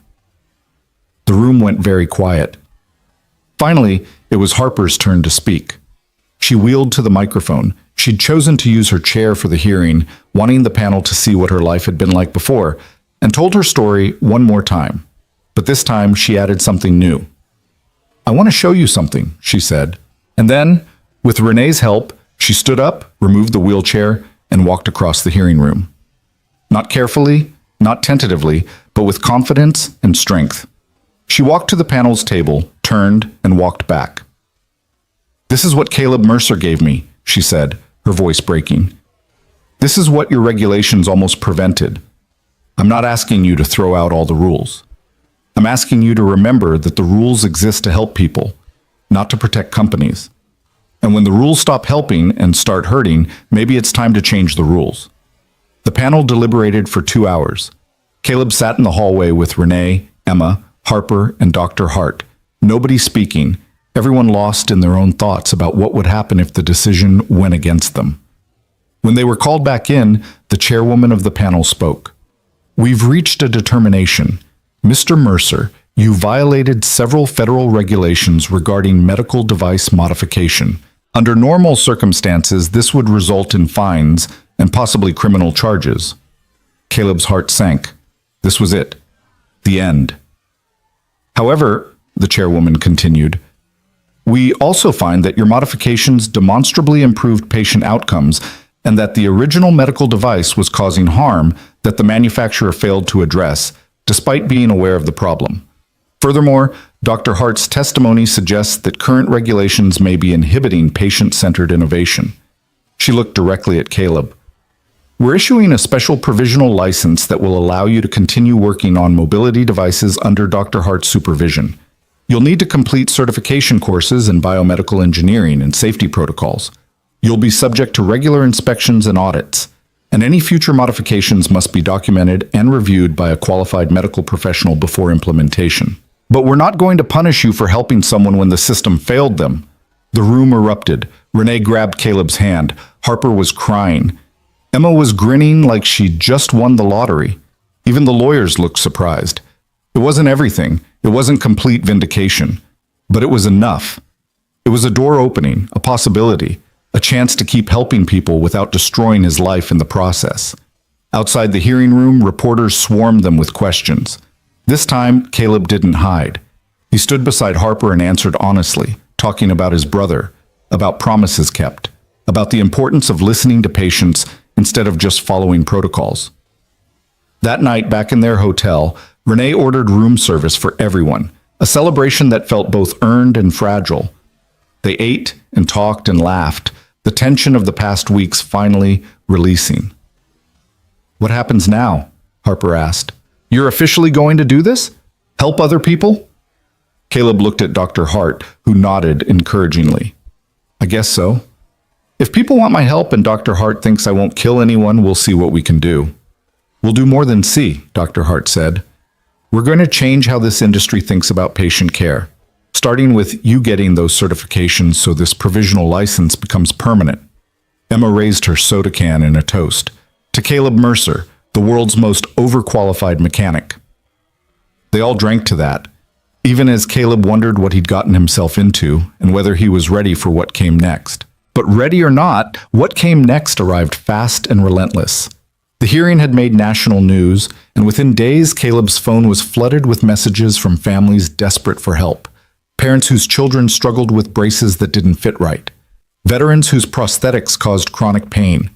People who'd been told to accept their limitations because that's just how the equipment worked. Caleb read every message, his heart breaking a little more with each one. A mother in Ohio whose 7-year-old daughter cried every morning when putting on her leg braces. A former Marine in Texas who'd given up on his prosthetic arm because it caused more problems than it solved. A teenager in Oregon who'd stopped going to school because her wheelchair was so uncomfortable she couldn't sit through a full day of classes. I can't help all these people, he told Dr. Hart during one of their phone calls. I don't have the resources, the space, the knowledge. Then we build the resources, Dr. Hart interrupted. Caleb, you've proven the concept. Now we need to scale it. That means funding, facilities, and training others to do what you do. Scaling meant money, and money meant Renee Vale. She'd been quietly working on something in the background, and 2 weeks after the hearing, she invited Caleb to lunch at a restaurant so expensive he felt underdressed in his cleanest shirt and newest jeans. I want to fund a lab, Renee said without preamble, once they'd ordered. A proper facility where you can work on mobility devices under Dr. Hart's supervision. Equipment, materials, staff, whatever you need. Caleb stared at her. That would cost millions, I'm aware. Renee's expression was calm, businesslike. I've spent the last 11 years throwing money at the medical establishment, trying to buy a solution for Harper's pain. You gave me that solution for the price of some modified parts and your time. This is me investing in the right approach. I don't know how to run a lab. I barely know how to run my garage. You won't be running it alone. Dr. Hart has agreed to come on as Chief Scientific Officer. I'll handle the business side. You'll do what you do best, fix things that everyone else has given up on. Renee leaned forward. Caleb, there are thousands of people like Harper out there. Maybe tens of thousands. People suffering because the equipment that's supposed to help them was designed by engineers who never asked what the patients actually needed. You can't help all of them personally, but you can build something that will. The enormity of it was terrifying. Caleb had never wanted to be more than a mechanic with a garage and enough work to pay his bills. Now Renee was offering him a chance to build something that could change lives on a scale he couldn't quite comprehend. "I need to think about it," he said. "Of course, but don't think too long. Every day we wait is another day someone's in pain that could be prevented." Caleb drove home in a daze, Renee's offer running circles in his head. He found Emma doing homework at the kitchen table, her headphones on, completely absorbed in whatever she was studying. She looked up when he dropped his keys on the counter. "How was lunch with the billionaire?" she asked, pulling off her headphones. "Complicated." Caleb grabbed a beer from the fridge and sat across from her. "She wants to fund a whole lab, hire staff, turn this into a real operation." Emma's eyes widened. "That's amazing. Why do you look like someone died?" "Because I don't know if I can do this. Running a lab, managing people, being responsible for patients, that's not me, Em. I fix cars. I work alone. I like my quiet life." "Did you like it?" Emma asked softly. "Before Harper? Before all this? Because from where I was sitting, you looked like you were just going through the motions. Working, coming home, existing. Uncle David's death kind of broke something in you, and I don't think you've been really alive since then." Her words hit harder than Caleb expected. Had he just been existing, going through the routine of life without really living it? "Helping Harper brought you back," Emma continued. "I saw it. You had purpose again. You cared about something beyond just getting through the day. And yeah, this is scary and complicated and way bigger than anything you've done before. But Dad, you're good at this. You're really, really good at seeing what other people miss and fixing what everyone else says is unfixable. Don't waste that because you're scared." Caleb looked at his daughter, this 14-year-old kid who somehow had the wisdom of someone twice her age, and felt pride and gratitude wash over him. "When did you get so smart?" "I keep telling you, I've always been smart. You just forget sometimes." She grinned. "So are you going to do it?" "I think I have to. Uncle David would never forgive me if I didn't." The next morning, Caleb called Renee and accepted her offer. Within a week, she'd purchased a building in a light industrial area of San Diego. Nothing fancy, but spacious and well lit, with room for equipment and workstations. Dr. Hart flew down to help with setup, bringing an enthusiasm that made Caleb feel slightly less terrified about the whole thing. "We'll start small," Dr. Hart said, walking through the empty space with a measuring tape and a notebook. "Basic tools, a few workstations, materials storage. As we prove the concept and get more funding, we expand. But the core principle stays the same.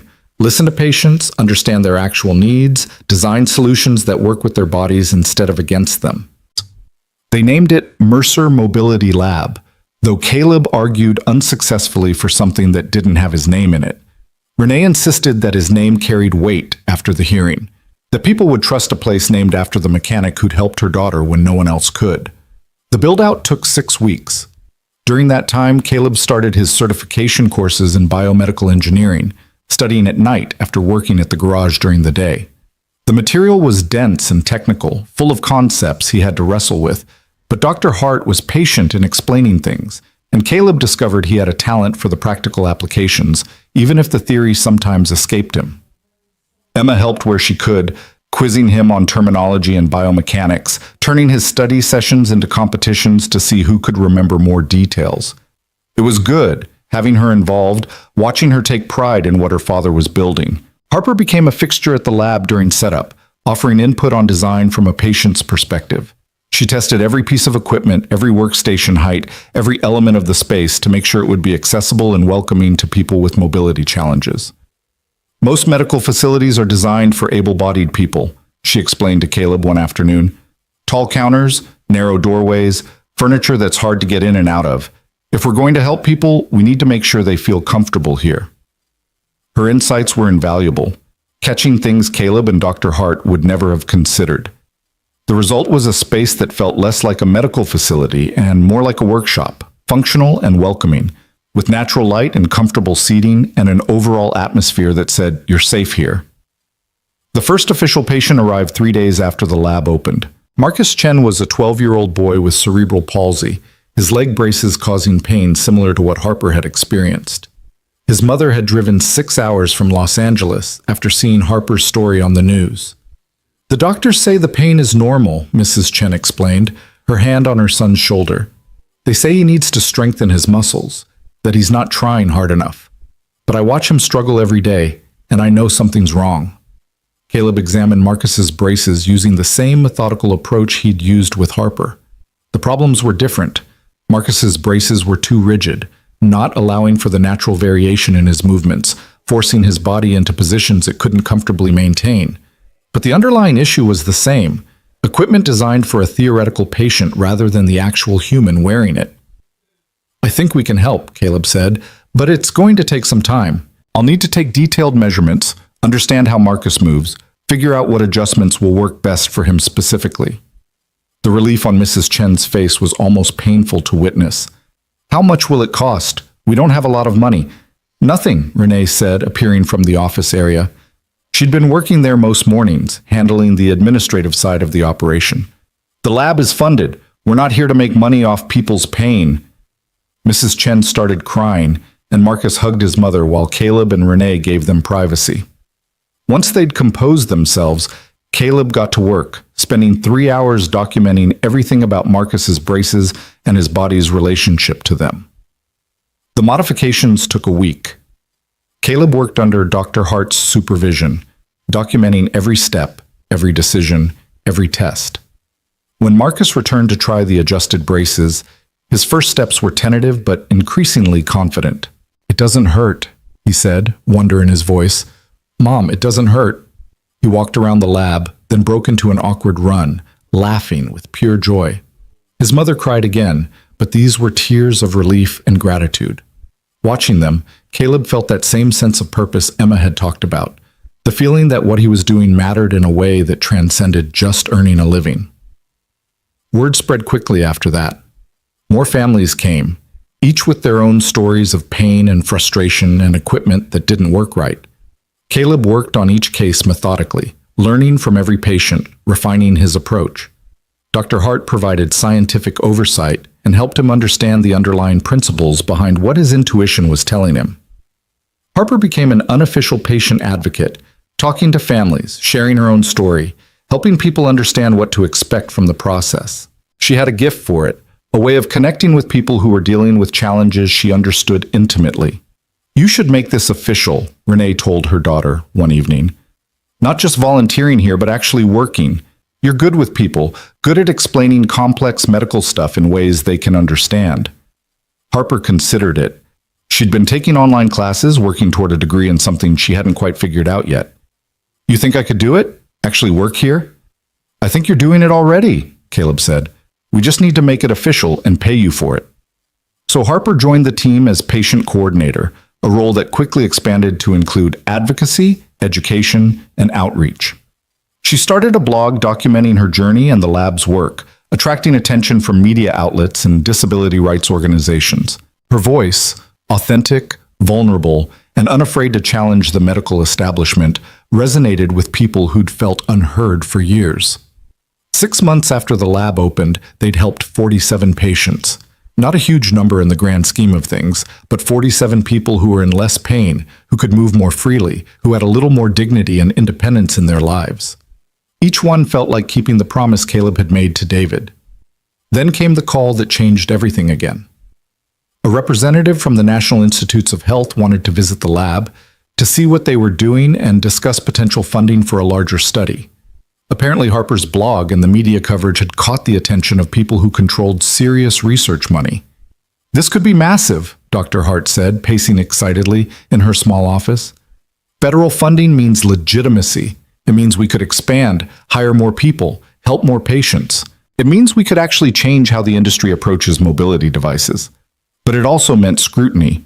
The NIH didn't hand out grants to operations that couldn't prove rigorous methodology and reproducible results. They'd need documentation, data, protocols, all the things Caleb had been learning but wasn't entirely comfortable with yet. The NIH representatives arrived on a Tuesday morning, 3 people in business casual, carrying tablets and notebooks, looking around the lab with expressions Caleb couldn't quite read. They interviewed him, Dr. Hart, and Harper. They examined case files, reviewed modifications, asked pointed questions about safety protocols and outcome measurements. After 4 hours, the lead representative, Dr. Patricia Flores, sat down with the core team.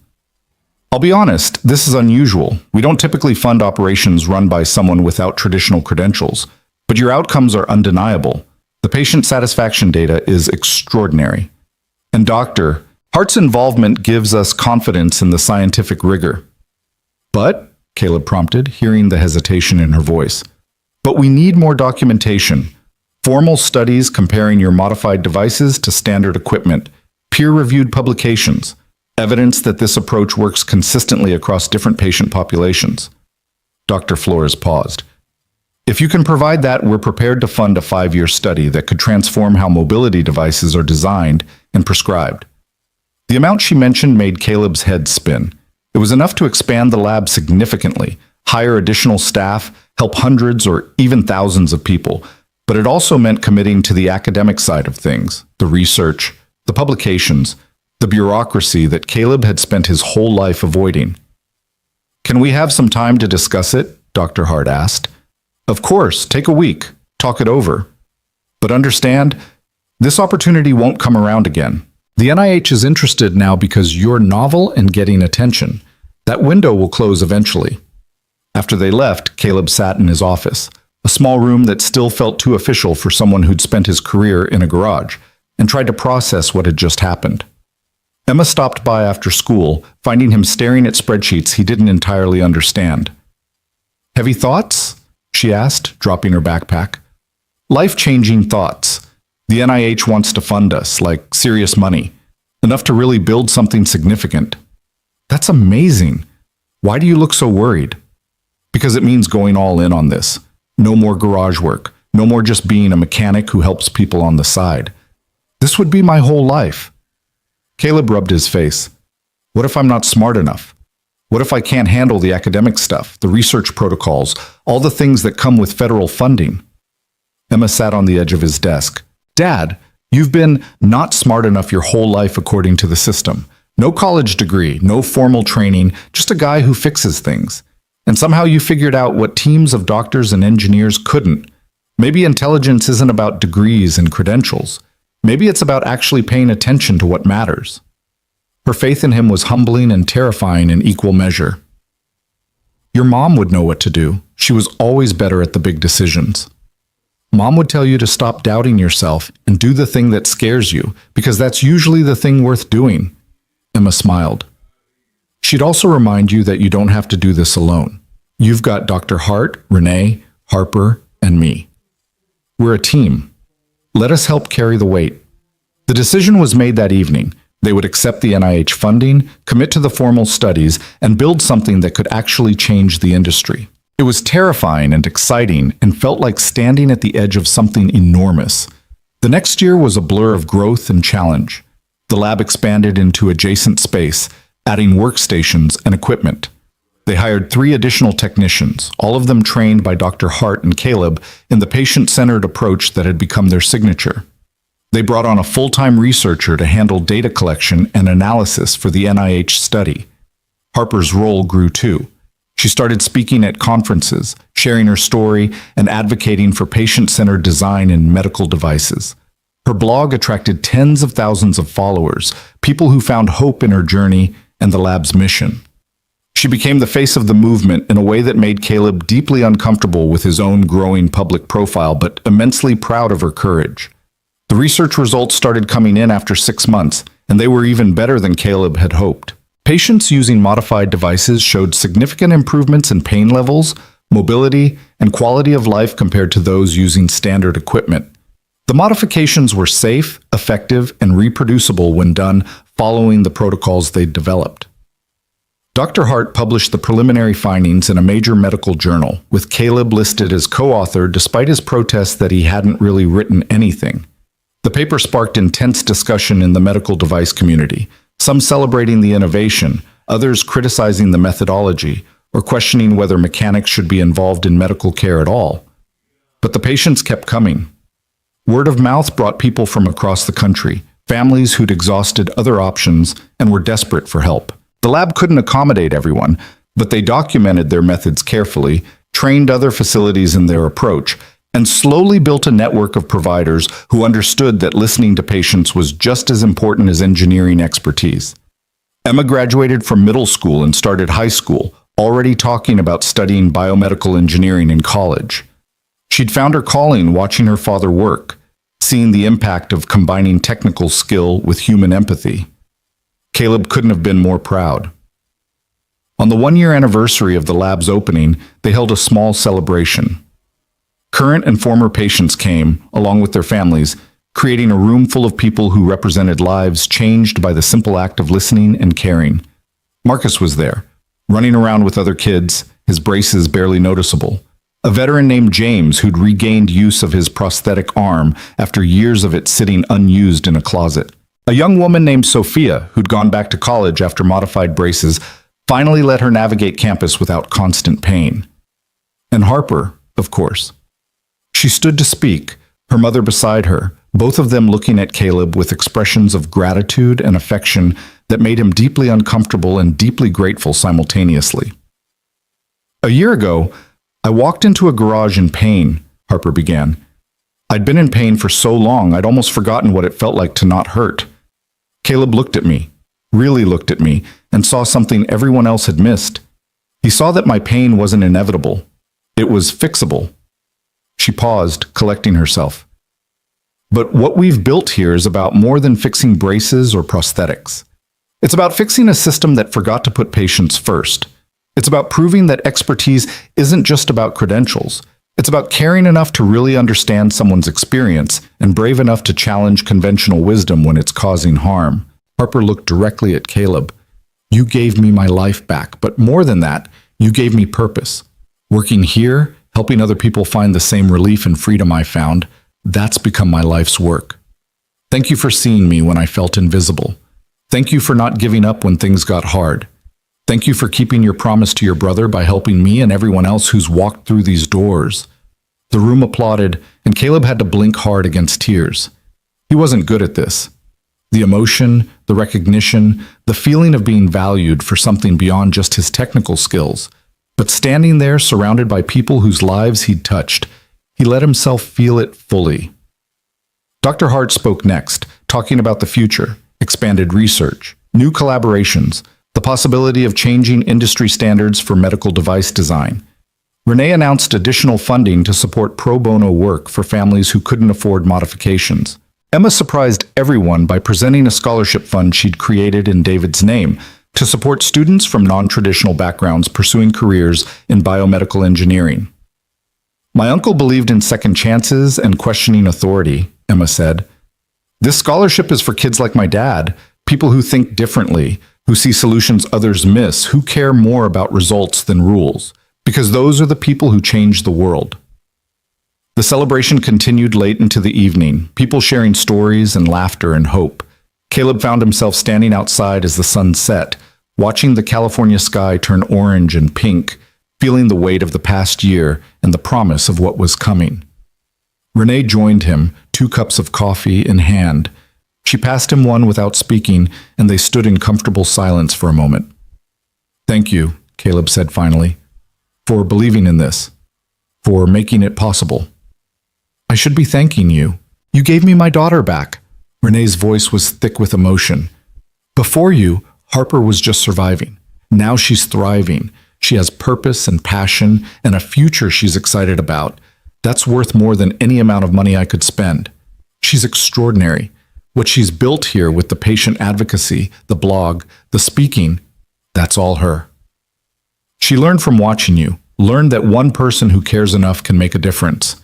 That expertise comes in many forms, that sometimes the bravest thing you can do is refuse to accept that suffering is inevitable. Renee looked at him. You've changed a lot of lives, Caleb. Not just Harper's. All of us who've been part of this. A few weeks later, Harper called Caleb with an unusual request. There's something I want to do and I need your help.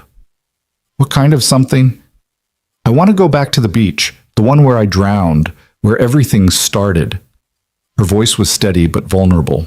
I haven't been back since the accident. I was too scared and then I couldn't walk well enough to actually get down to the water, but now, you want to face it, Caleb finished. I want to prove to myself that it doesn't own me anymore, that I'm not defined by what happened there, but I don't want to go alone. They planned it for a Saturday morning. Harper, Renee, Caleb, and Emma. The beach was the same as it had been 11 years ago. Golden sand and rolling waves, and the kind of California sunshine that made everything feel possible. Harper stood at the parking lot's edge, looking down at the water, and Caleb could see her gathering courage. You don't have to do this, Renee said softly. Yes, I do. Harper took a breath, then started walking down the sandy path toward the beach. The sand was challenging, shifting under her feet in ways that pavement never did, but Harper navigated it with growing confidence. The modified braces adapted to the terrain, adjusting their support as needed. When she reached the hard-packed sand near the water, she stopped, staring at the waves. This is where it happened, she said quietly, where I went under and everything changed. Caleb stood beside her, not speaking, just being present. Emma and Renee held back, giving Harper space. For years I was so angry at this place, Harper continued, angry at the ocean, at my 8-year-old self for swimming out too far, at my body for breaking. I felt like the girl I was supposed to be drowned that day, and all that was left was this broken version who could never be whole again. She walked closer to the water, her feet at the edge where waves washed up and retreated. But that girl didn't drown. She survived. She fought through years of pain and limitation and people telling her to accept less than she deserved. She grew up into someone who refuses to let trauma define her future. Harper turned to look at Caleb. You helped me remember that I'm not just my injury or my limitations. I'm a person with dreams and capabilities and the right to move through the world without constant pain. You helped me reclaim my life. Then, before anyone could react, Harper kicked off her shoes, unstrapped her braces with practiced efficiency, and walked into the water. Just her feet at first, then her ankles, then deeper until small waves lapped at her calves. She stood there, arms spread, face turned toward the sun, laughing with pure joy. Renee gasped, moving forward instinctively, but Caleb caught her arm. Let her have this moment. She's okay. And Harper was okay. More than okay. She was free, standing in the water that had nearly killed her, proving that trauma didn't have to be destiny, that the past could be faced and overcome, that broken things could heal stronger than they'd been before. When Harper finally came back to shore, everyone was crying. She hugged her mother first, both of them laughing through tears, years of fear and grief and hope tangling together. Then she hugged Caleb, holding tight. Thank you, she whispered, for everything, for seeing me, for not giving up, for helping me find my way back to myself. You did the hard part, Caleb said. I just adjusted some angles and replaced some parts. You're the one who had the courage to keep fighting. They spent the rest of the morning at the beach, talking and walking and watching Emma build elaborate sandcastles with engineering precision. It was peaceful, healing, a moment of quiet triumph after a year of intense work and change.